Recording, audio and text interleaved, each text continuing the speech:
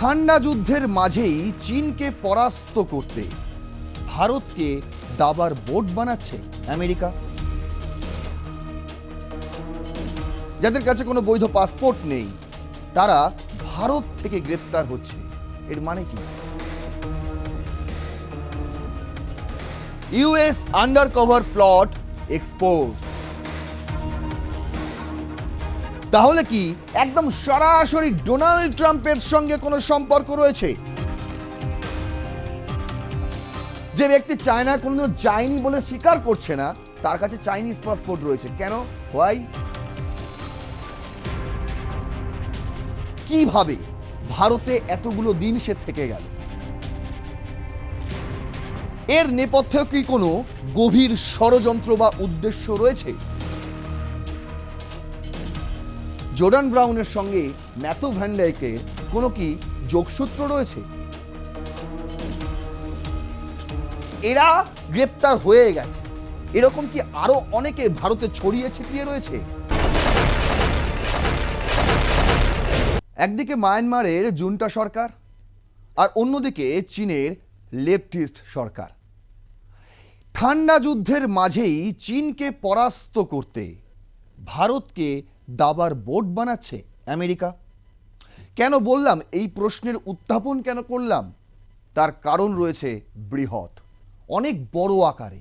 কারণ আপনাদের আমি বলে রাখি যে কিছুদিন আগে মায়ানমার সীমান্ত থেকে ভারত এক আমেরিকানবাসী সহ 6 ইউক্রেনিয়ানবাসীকে গ্রেফতার করেছিল। আমেরিকানবাসীর নাম ছিল ম্যাথু ভ্যান ডাইক।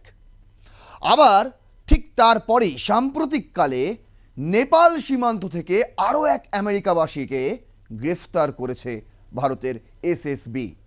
তার কাছেও কোনো বৈধ কাগজপত্র ছিল না। একের পর এক এই ধরনের আমেরিকান বাসিন্দা যাদের কাছে কোনো বৈধ পাসপোর্ট নেই তারা ভারত থেকে গ্রেপ্তার হচ্ছে। এর মানে কি? এর মানে কি? এর মানে কি এটাই যে এবার চীনকে ঘিরতে ভারতকে ব্যবহার করছে আমেরিকা, এবং খুব সুকৌশলে।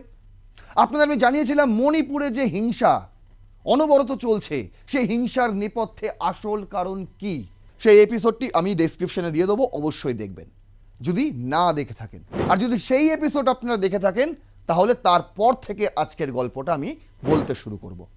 চলুন শুরু করছি রণক্ষেত্র। আপনাদের সঙ্গে রয়েছে আমি নারায়ণ। আজ আমাদের হেডলাইন যে ইউএস আন্ডারকভার প্লট এক্সপোজড। সমস্তটাই আপনাদের একদম চোখের সামনে জলের মতন পরিষ্কার করে দেব। শুরু করছি আজকের রণক্ষেত্র। প্রথম স্লাইডে আমি রেখেছি এনডিটিভি ওয়ার্ল্ডের সেই হেডলাইন, যেটা সাম্প্রতিককালের একটি খবর, এবং এই খবর কিন্তু গোটা ভারতকে নাড়িয়ে দিয়েছে। আর এই খবর কিন্তু ভারতীয় গোয়েন্দাদেরও আরও সতর্ক করে তুলেছে। কি সেই খবর?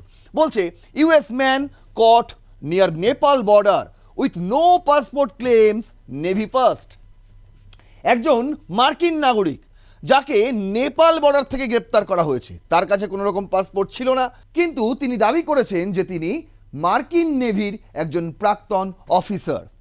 কি রয়েছে খবরটাতে, কি রয়েছে একটু ডিটেলসে আপনাদের শোনাই। বলছে a 36-year-old man claiming to be a US citizen has been arrested by the সশস্ত্র সীমা বল SSB in the Maharajganj district of Uttar Pradesh while trying to cross over the Nepal without valid travel documents। কোনো রকম valid বৈধ কাগজপত্র ছাড়াই তিনি ভারত থেকে নেপালে যাওয়ার চেষ্টা করছিলেন। আর ঠিক সেই সময় মহারাজগঞ্জ ডিস্ট্রিক্টে এসএসবি তাকে গ্রেফতার করে। The man identified himself as Jordan Brown and claimed to be a resident of California in the United States according to authorities. এসএসবির আধিকারিকদের কাছে তিনি জানান যে তার নাম জর্ডান ব্রাউন এবং তিনি ক্যালিফোর্নিয়ার বাসিন্দা। সেটা কোথায়? মার্কিন যুক্তরাষ্ট্রে। বলছে brown was arrested on Saturday during a routine patrol near border pillar number 516 in the Mainiva area under Sonauli police station limits when the 22nd Battalion of the SSB intercepted him and signaled to stop at the border। বলছে যখন daily routine petrol সেই routine পেট্রোলে ছিল এসএসবির আধিকারিকরা। আর সেই সময় ঠিক বর্ডারের pillar নম্বর 516 এইরকম জায়গায়, একদম সীমান্তবর্তী এলাকায় মাইওয়া এরিয়ায় সোনাউলি পুলিশ স্টেশনের আধিকারিকরাও ছিল তাদের সঙ্গে। সেই জায়গায় দাঁড়িয়ে 22nd ব্যাটালিয়নের এসএসবির আধিকারিকরা তাকে থামার নির্দেশ দেয়। প্রথমে বলে, থামুন, কোথায় যাচ্ছেন, দাঁড়ান। তিনি দাঁড়াননি, তিনি পালানোর চেষ্টা করেছিলেন। বলছে কি, the accused allegedly tried to flee the spot but was apprehended by the Indian borders force. He did not possess any valid travel or identity related documents when he was arrested, said Siddharth, the additional superintendent of police, Maharajganj. মহারাজগঞ্জের ASP Siddharth তিনি জানিয়েছেন যে তাকে বারবার থামতে বলা হয়েছিল, কিন্তু তিনি উপেক্ষা করেই পালানোর চেষ্টা করেছিলেন। আর ঠিক সেই সময় তাকে গ্রেফতার করা হয়, হাতে নাতে ধরা হয়। বলছে, during interrogation the police learn that Brown had allegedly travel to Thailand on a tourist visa where he lost his passport. He also reportedly told police that he was a former US Navy officer. বলছে, যখন তাকে জিজ্ঞাসাবাদ করা হয় সেখানে তিনি জানান যে আমি ট্যুরিস্ট ভিসা নিয়ে থাইল্যান্ডে গিয়েছিলাম আর সেখানেই আমার পাসপোর্টও হারিয়ে গিয়েছে। তারপর সে জানিয়েছে যে আমি একজন ইউএস নেভি অফিসার ছিলাম এক সময়। আর যার তার চেহারা, যে ছবি, যে ভিডিও এসএসবি ছেড়েছে, প্রকাশিত করেছে, সেখানে বোঝা যাচ্ছে যার চেহারা হতেও পারে তিনি একজন এক্স ইউএস নেভি হতেও পারে। কারণ এখানে নিয়ে কোনো সন্দেহ নেই, কিন্তু সন্দেহ তো রয়েইছে, কারণ মার্কিন যুক্তরাষ্ট্র কিন্তু এখনো পর্যন্ত এর বিষয়ে কোনো তথ্য নিশ্চিত করেনি। আর এখান থেকেই সন্দেহ দানা বাঁধছে। তাহলে কি একদম সরাসরি ডোনাল্ড ট্রাম্পের সঙ্গে কোনো সম্পর্ক রয়েছে, সিআই এর সঙ্গে কোনো সম্পর্ক রয়েছে, নাকি কোনো ব্যক্তিগত উদ্দেশ্য রয়েছে? কোনটা? এটাই কিন্তু এখন সবচেয়ে বেশি, এই প্রশ্নই কিন্তু এই মুহূর্তে ঘাম ছুটিয়ে দিচ্ছে বলতে পারেন এক প্রকার ভারতীয় গোয়েন্দাদের। বলছে, he subsequently reached Sri Lanka via a sea route and arrived in India from there by sea on 2nd November 2025. ভাবুন, 2025-এর 2nd নভেম্বর, 2রা নভেম্বর তিনি ভারতে এসেছিলেন। কোথা থেকে? শ্রীলঙ্কা থেকে। আর তিনি এসেছিলেন কোথায়? মার্কিন যুক্তরাষ্ট্র থেকে তিনি কোথায় গিয়েছিলেন? থাইল্যান্ডে, ট্যুরিস্ট ভিসা নিয়ে। থাইল্যান্ড থেকে শ্রীলঙ্কায় আসে সে, আবার শ্রীলঙ্কা থেকে সি রুটে মানে সমুদ্র পথে সে আবার ভারতেও ঢুকে যায় 2025-এর 2nd নভেম্বর। Since then, তখন থেকে he had been residing in Goa, the additional SP said. Additional SP বলছেন যে তিনি তারপর থেকেই গোয়াতে তার ডেরা গেড়েছিল। This means he had spent nearly 7 months in India without carrying his passport.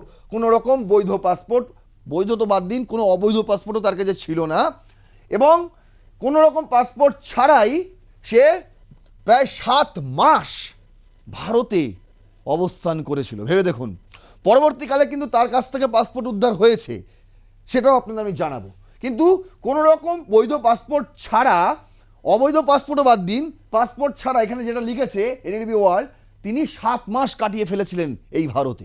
তারপর the official said Brown travel from Goa to Bengaluru and from there to Sunauli border intending to enter Nepal.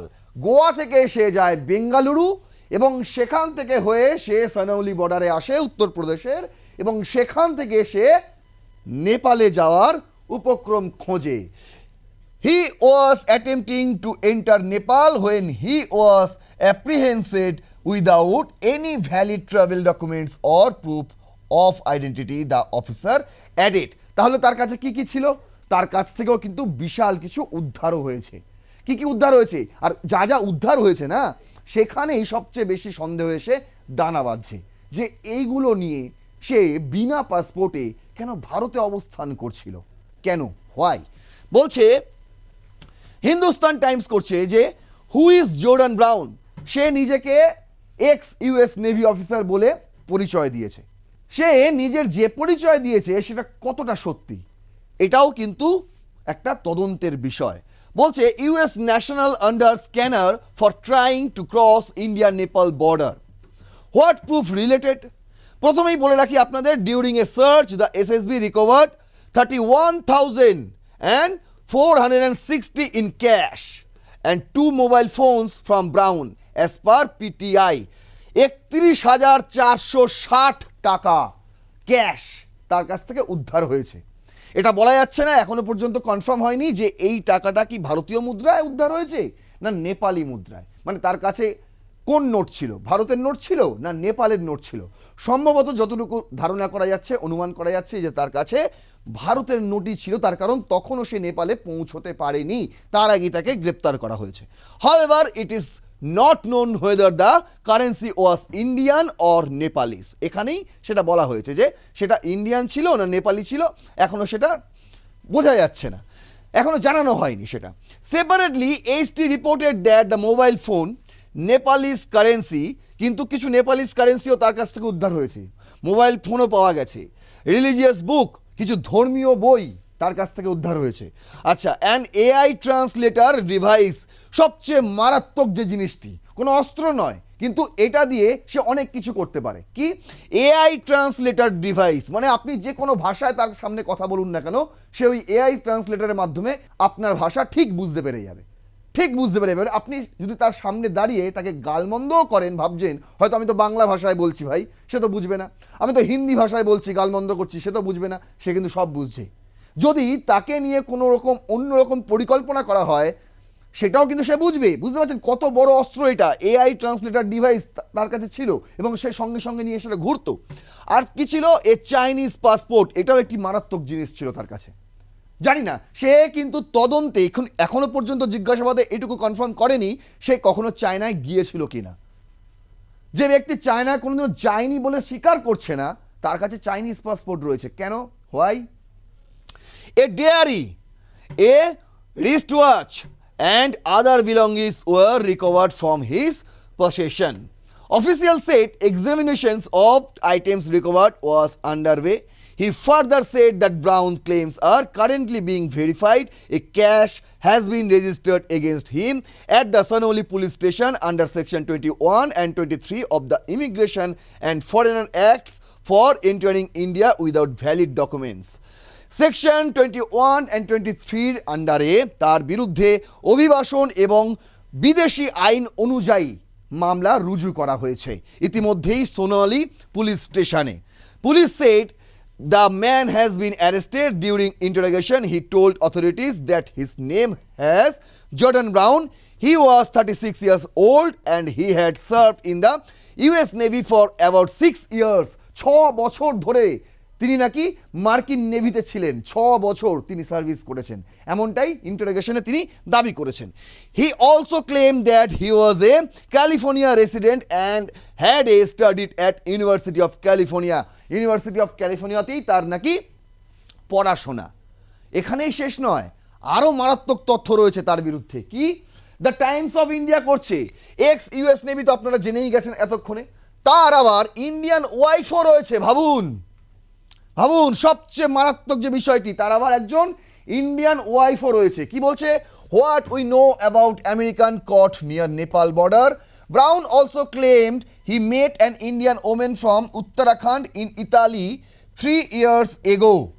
3 বছর আগে, ভাবুন সে কোন দেশে যায়নি, ইতালিতে উত্তরাখণ্ডের একটি মহিলা, ভারতীয় মহিলা, তার সঙ্গে তার পরিচয় হয়েছিল ইতালিতে 3 বছর আগে, এটা জিজ্ঞাসাবাদে সে জানিয়েছে।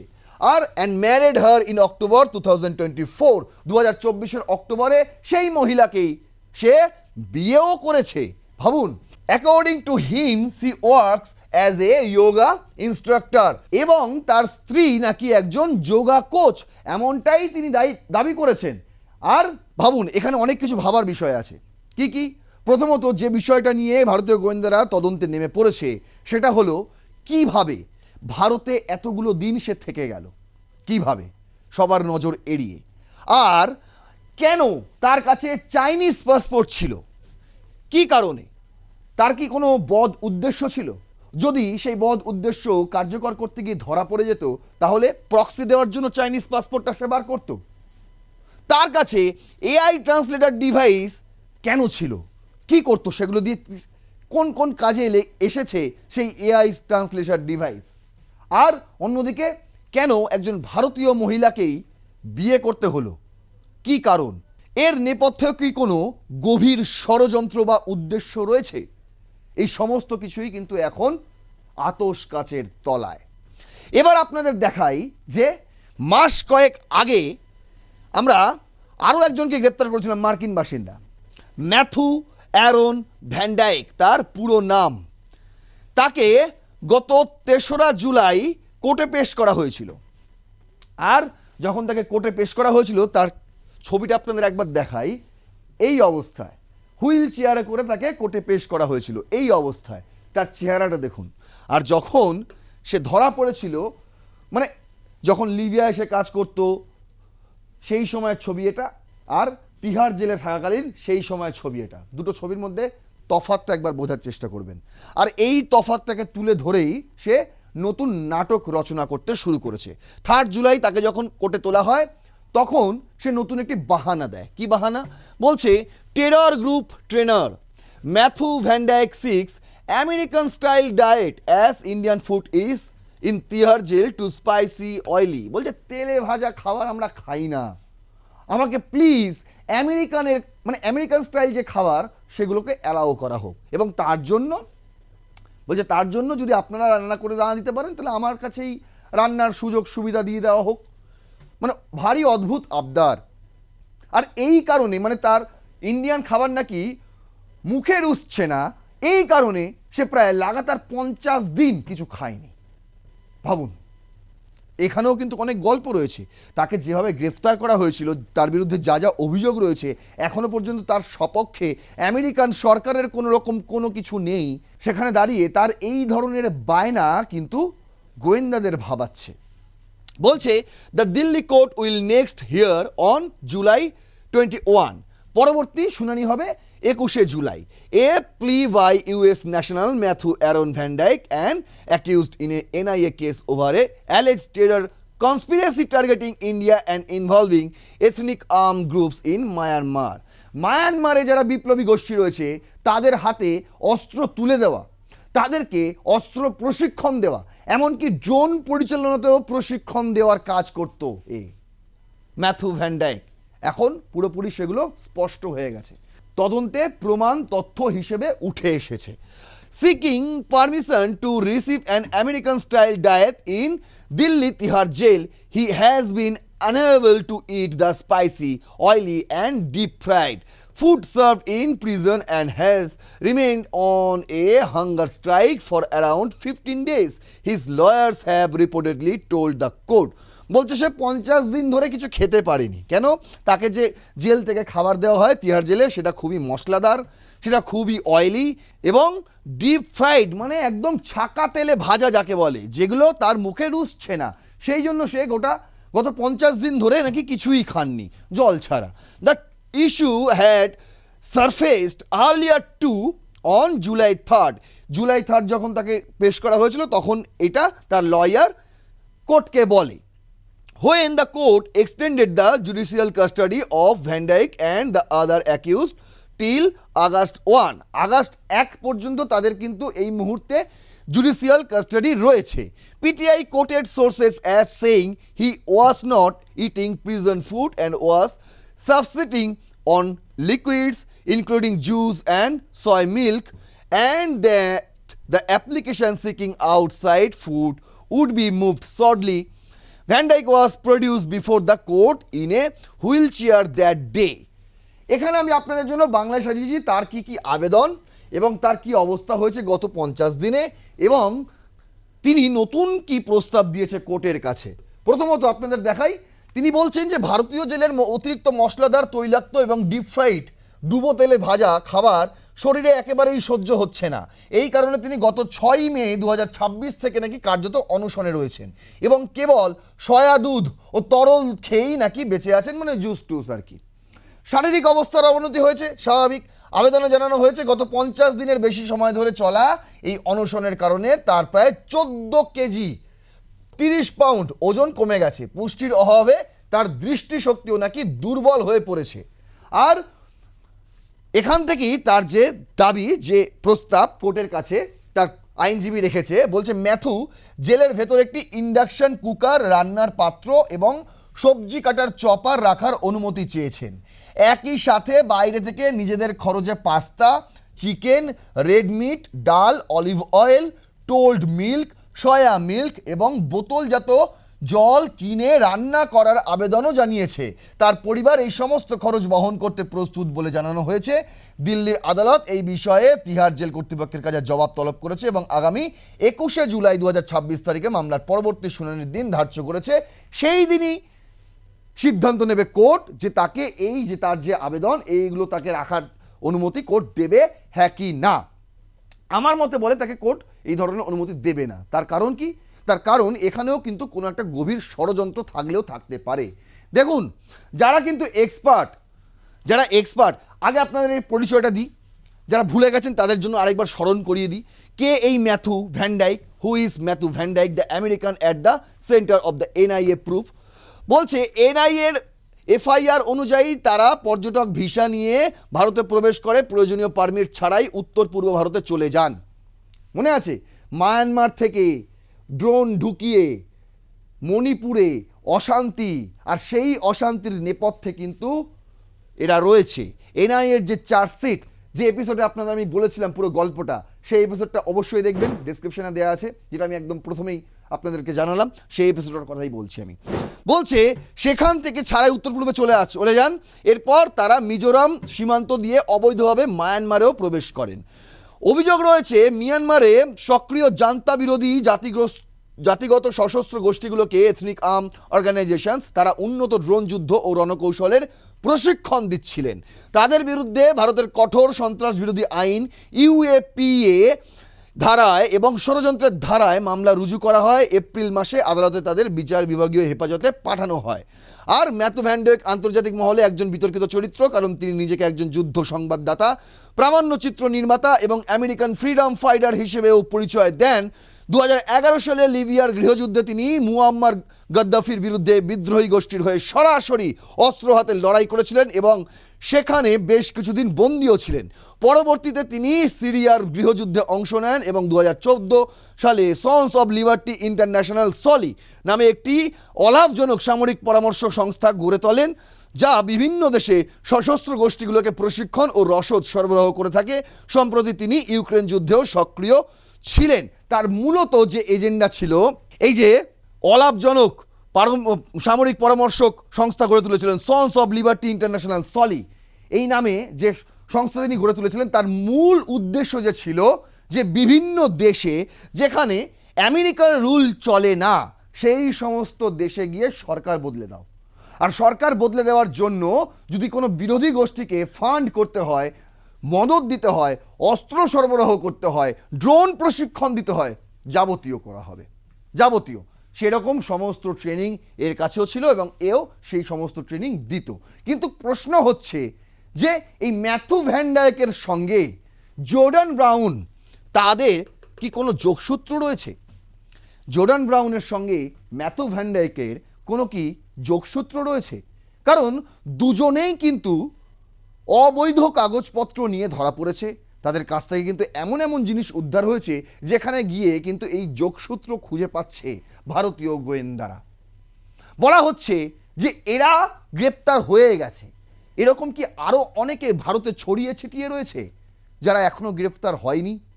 তাদেরকে কিন্তু অবিলম্বে খোঁজার একটি তদন্ত ইতিমধ্যেই শুরু হয়েছে।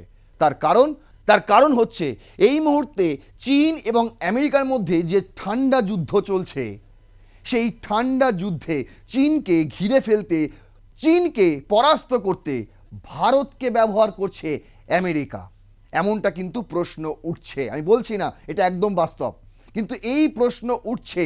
আর যদি তেমনটাই হয় তাহলে কোন পথে জবাব দেবে ভারত, সেদিকেও কিন্তু আমাদের নজর থাকবে। আপনার পুজো পৌঁছে যাক বিশ্বের দরবারে। প্রতি বছরের মতো এবারও আর+ নিউজ নিয়ে এলো শারদাঞ্জলির সেরা সম্মান 2026। অংশ নিতে সকাল 10টা থেকে সন্ধে 6টার মধ্যে সরাসরি যোগাযোগ করুন আমাদের অফিসে অথবা কল করুন 9836323248 এই নম্বরে। শারদাঞ্জলি শুধুমাত্র আর+ নিউজে। আপাতত এই পর্যন্ত।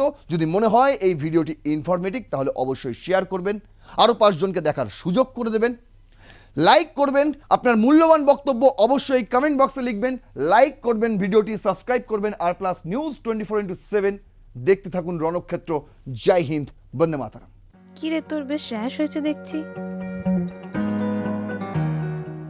হ্যাঁ রে, কি করব বলতো, র্যাশগুলো কিছুতেই কমছে না। অনেক কিছু ইউজ করলাম তবুও কমছে না। আমার মনে হয় তোকে কোনো একজন ভালো ডার্মাটোলজিস্টের কাছে দেখানো উচিত। তুই ঠিক বলেছিস, কিন্তু কোনো ভালো ডার্মাটোলজিস্ট থাকলে একটু সাজেস্ট কর না প্লিজ। এই তোর তো একবার র্যাশ হয়েছিল না? তুই কোথায় দেখিয়েছিলিস? তুই একবার গৌরীদেবী হসপিটালসে দেখাতে পারিস, ওখানে ভালো এক্সপিরিয়েন্স ডার্মাটোলজিস্ট আছে। আমারও সেম প্রবলেম হয়েছিল, এখন ওখানে ট্রিটমেন্ট নিয়ে আমি এখন ঠিক আছি।